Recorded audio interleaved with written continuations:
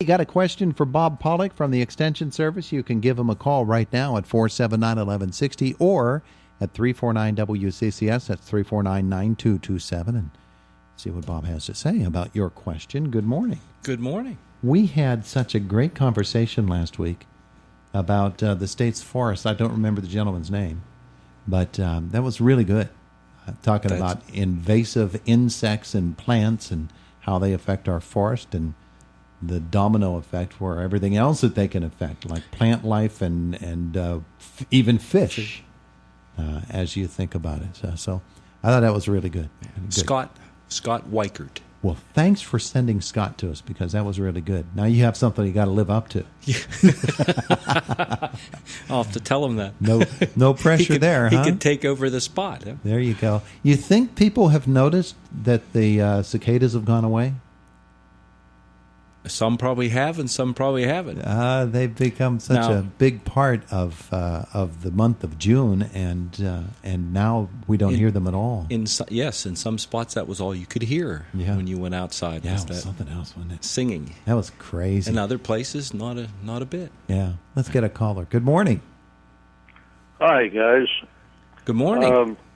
Bob, question about lawn fertilizing. Is now an appropriate time to weed and feed? That's a really good question, because I know early in the spring you say, don't do that because it's got plenty of energy right now. Yes. Yeah. So normally we can wait till that mid-May time frame to put that first application on. So there's kind of two parts to that with the weed and feed. So if you have broad-leafed weeds that are encroaching and growing, and we've had for the most part, a lot of moisture that has allowed weed seeds to germinate and grow. So if you have that situation, then yes, the weed part of that is good. And now still a good time to do that. We have ample moisture in the soil. The grass is still growing. We've not reached that point where things are starting to brown out and we're in a big, hot, dry streak yet. Could be coming next week. But it could be coming next week. Yeah. And so the caution with the fertilization piece is, yes, now everything's still green, it's growing.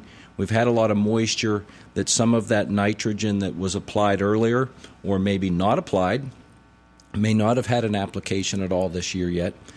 So the grass may need a little boost, and so we're still in a time frame where you could do that and put the weed and feed on. Okay. And I guess the caution is we want to try to avoid that. If the grass is going into that somewhat dormancy period because of hot, dry weather, then we probably should avoid putting the fertilizer on. Because if the grass is going dormant, it's not going to use it, and we may also burn a little bit too. Okay. Now you had another question. Yes. What's any report as far as late blight? No, everything's clear at this point. I knew that question was coming. Yeah. Yeah. So both downy mildew and late blight are not in evidence. Not in evidence. I think the only case at this point that's been documented is in Florida for late blight. Oh. So it really has not come up the coast yet. But with our weather patterns, and if things move from south to north, and then that can change. But at this point in time, we're okay. Looking good. Okay. Thanks a lot. You're welcome. Thank you. 479-1160, 349-WCCS if you have a question for Bob. And, of course, if you have computer access and have an interest in that, you can go to lateblight.org. And they monitor that.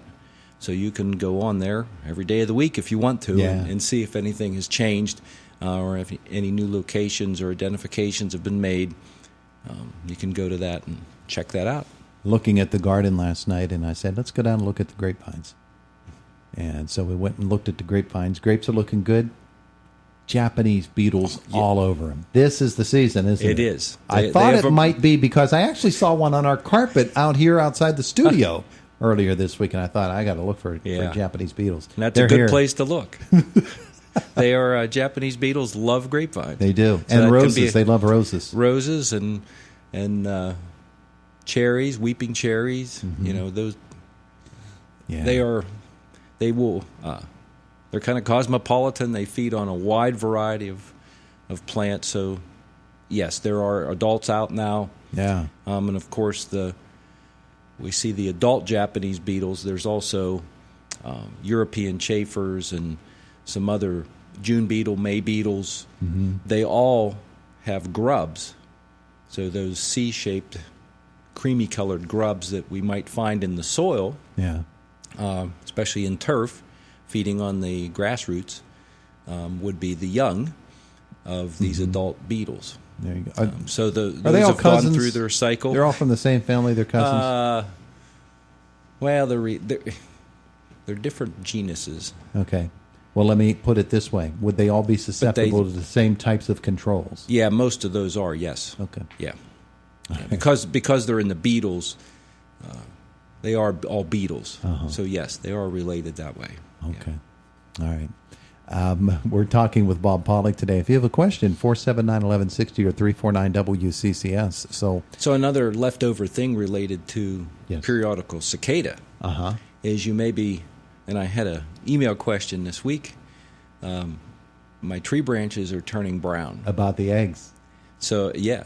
Mm-hmm. So most likely that's what has caused that. And if you start looking up and look at oak trees and other trees as well, but especially oaks, you will see flagging up there or browning. The tips of the branches have completely turned brown, and it'll just be dotted all over the tree.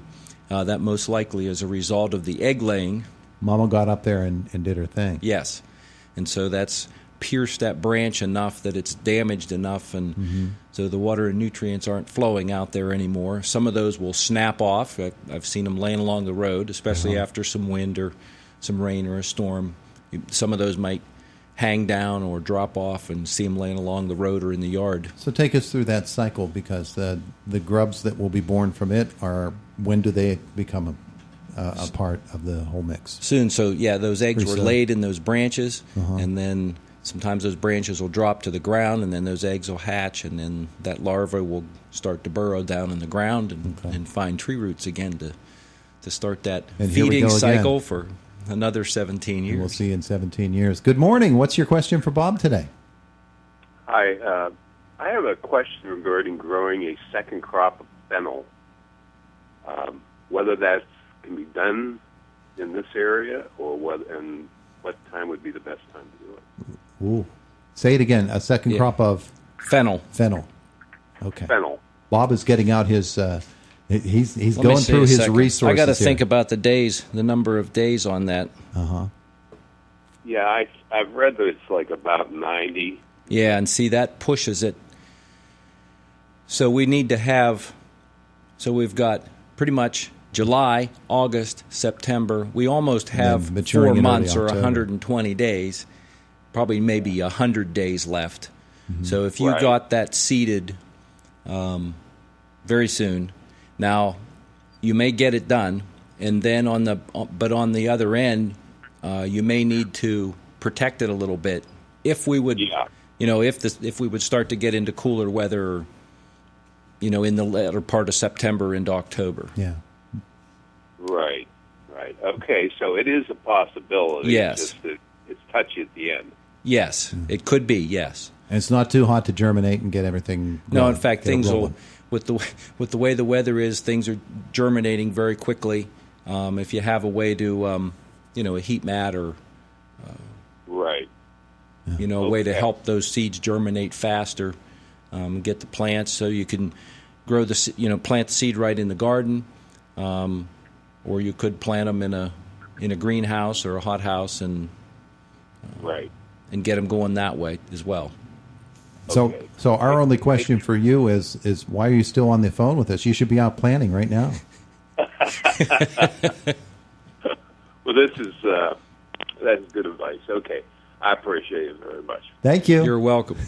Bye now. My goodness, yeah, he needs to be out there right now. Got to get that in the ground. Yeah, the sooner the better. Yeah. Yeah, it's kind of like at this point, pumpkins or things like that that take a little longer season. We like to get those in soon so that they have enough time Pumpkins? to. Yeah. You mean there are people that still don't have pumpkins in? Oh yeah. Really? Yeah. And depending on the type have of said them that. and all that, and how you're growing them, but we're starting to push the window on timing of that to get maturity. Yeah, one of the things that has not grown in our garden this year, everything else is doing really well, but the cantaloupes have said, you know what, too wet, too cold when you planted us or something, because we're not growing. We're just going to stay here as nice little green plants. Yeah, and more likely the case was when you planted them, it may have been too wet and too cool. Mm-hmm. And so those plants started, but then they kind of got stunted. Yeah. The cucumbers right beside them are going to town. Yeah. So it just varies on the plant, and if it didn't like those conditions or they got stressed a little bit, that'll do it. You know what? I don't care. I hate cantaloupe. I don't hold every vote in our house, but you're not upset that they may not make a crop, but there may be others that are. Matters not to me one single bit. I can be like that. In some of those vine crops, the watermelon, cantaloupe, can be a little challenging to grow here. We often don't have enough really good sunny days. I mean, it's done, it works. A lot of times they'll do better on raised beds in plastic because that heats up the soil more, gets them going quicker. But just on flat ground and without any enhancement, it can be a challenge to get those to maturity here. I know my pineapple and coconut crops are just not doing well at all. My figs, none of those things. And you're probably upset about that, especially the figs. My avocados, none of them. All right, there you go. Thank you, sir. You're welcome. It is the voice of Indiana. What are you laughing at? The voice of Indiana County, WCCS, AM 1160 and 101.1 FM.